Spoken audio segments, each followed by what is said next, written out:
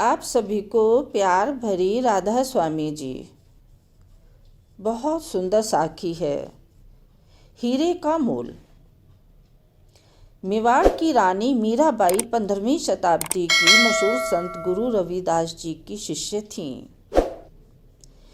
मीराबाई की सखी सहेली गुरु रविदास को नीच जाति का कहकर मीरा को ताने दिया करती थीं, मीरा का मजाक बनाया करती थीं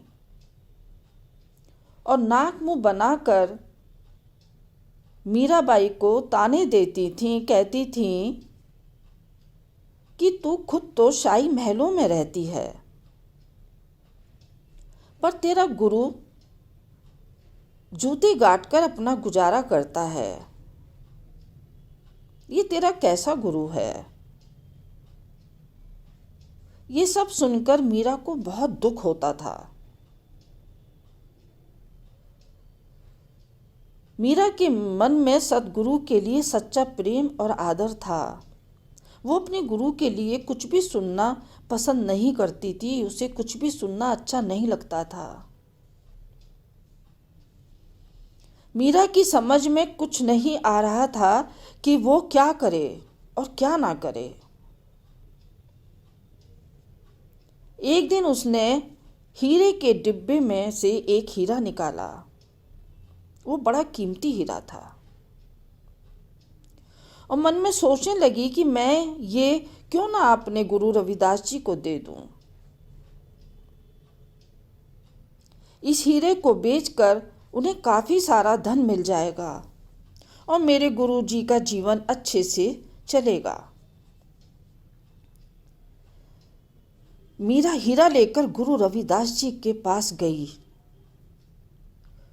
और वहां जाकर अपना माथा टेका और हाथ बांधकर अर्ज करते हुए बोली, गुरुजी, मुझे आपकी गरीबी देखकर बहुत ही दुख होता है और लोग मुझे बहुत ताने मारते हैं, कहते हैं तेरा गुरु कितना गरीब है।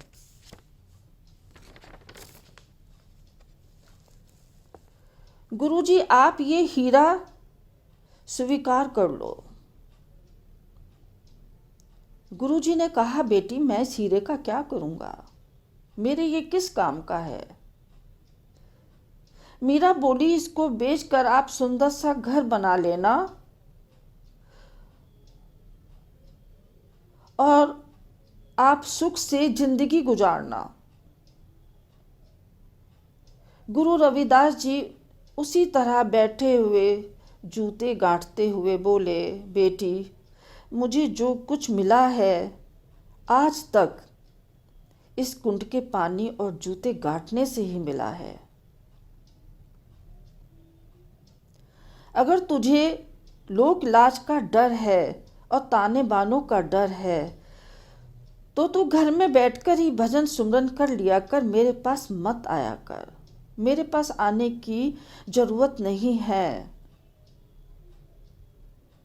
लेकिन ये हीरा मेरे किसी काम का नहीं है।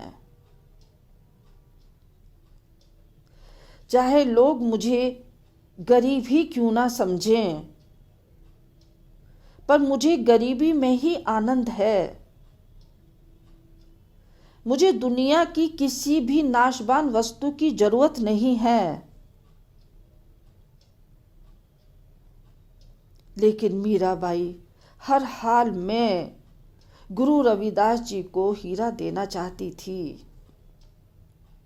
अब वो उलझन में पड़ गई कि मैं कैसे अपने गुरु को मनाऊं, मैं कैसे ये हीरा दूं। मीराबाई बहुत देर तक गुरु के सामने विनती करती रही, पर गुरुजी ने मीरा की एक भी बात नहीं सुनी।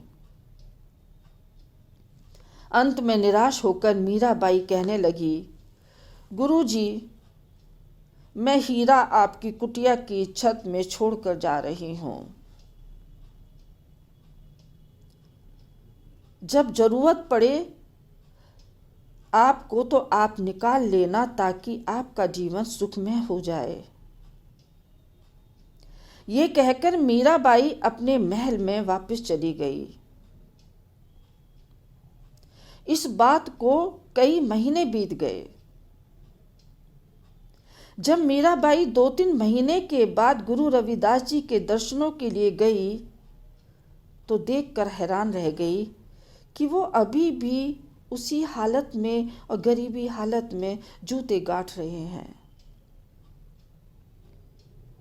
मीराबाई ने आदरपूर्वक माथा टेक कर गुरुजी से बड़े प्यार और आदर से पूछा, आपके लिए एक हीरा छोड़ गई थी, आपने उसका फायदा क्यों नहीं उठाया? गुरु रविदास जी बोले, बेटी, मुझे हीरे का क्या करना है? तुम नहीं जानती क्या? मुझे परमात्मा के नाम का अथाह धन बख्शा है।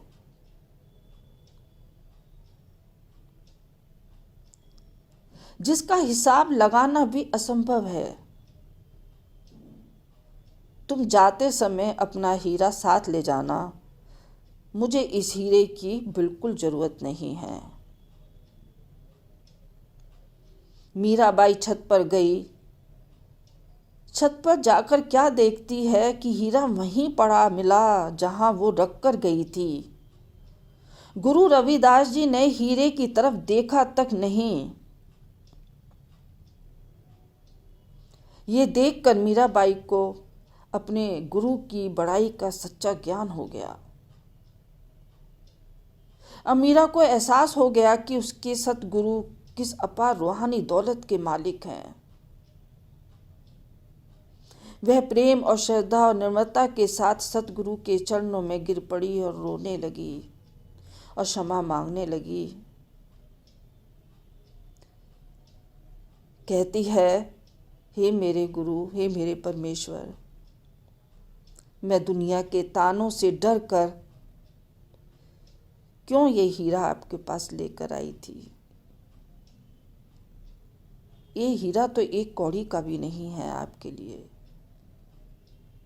मैं इतनी नासमझी कैसे कर बैठी?